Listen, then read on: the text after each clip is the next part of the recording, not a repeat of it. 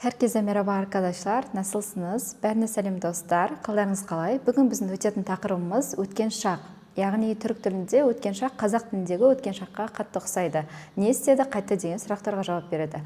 Жалғауына назар аударатын болсақ, д, ди, ду, ду. Түрік тіліндегі өткен шақ қазақ тіліндегі өткен шақпен ұқсас. Жалғауларына назар аударатын болсақ, д, ди, ду, ду. Яғни қазақ тілінде де барды, келді деген секілді. Мысалы, мен geldim. Мен келдім, я? Осы етістіктің бірінші түбіріне назар аударайық.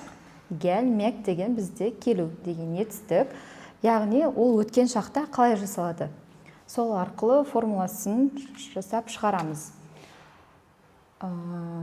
Фил, яғни етістік.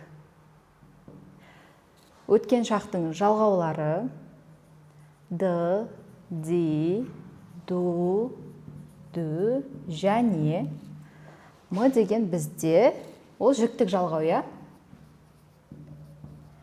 Жіктік жалғауы. Яғни бізде формуласы осылай. Ben geldim болса, сен қалай болады? Geldin. O geldi.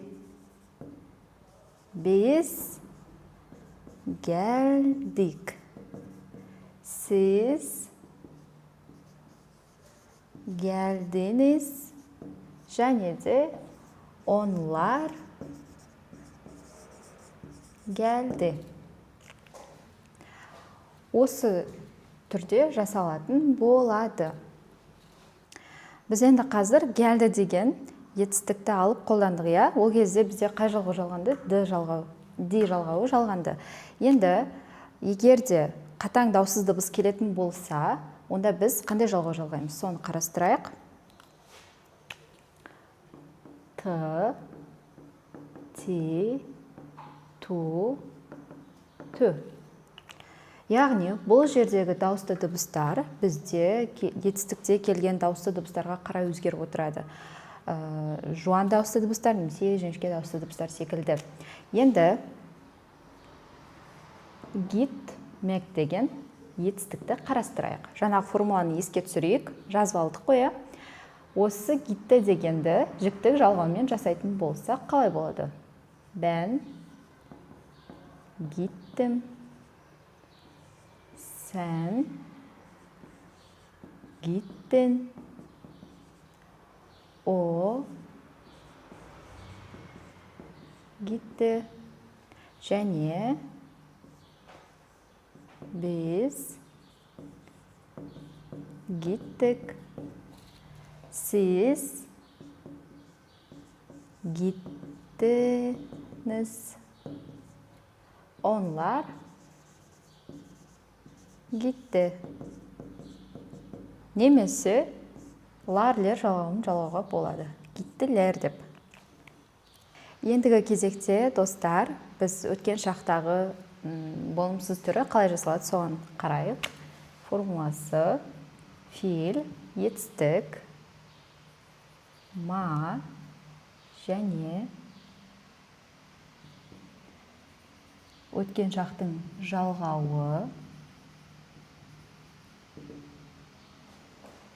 Ең соңында жіктік жалғауы жалғанады.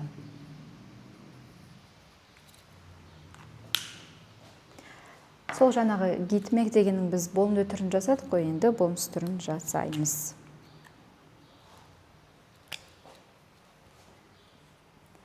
Ben git түбір алынады. Git деген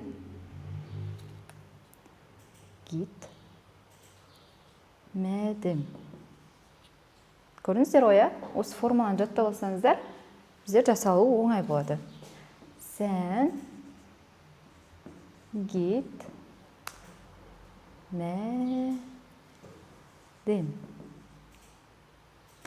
O gitmedi.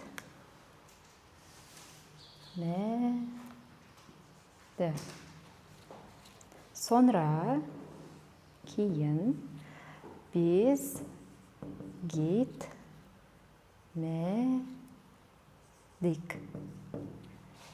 Siz gitmediniz.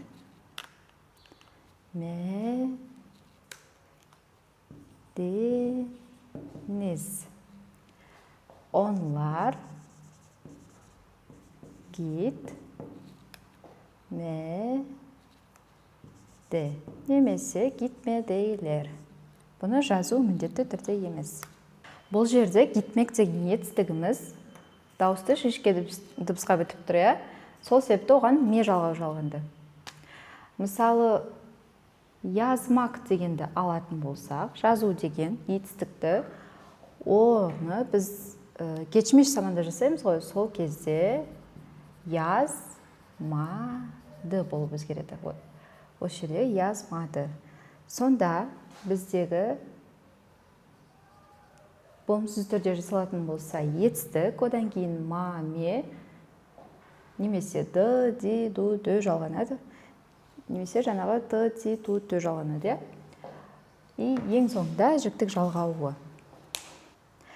Сонымен достар, біздің бүгінгі сабағымыз аяқталды. Сіздерге ұнады деген ойдамын. Түрік тілін үйренуге және Түркиядағы жоғарғы оқу орындарына түсу сізде ниетіңізде болса, міндетті түрде келіңіздер. Амалдар ниетке байланысты. Сау болыңыздар.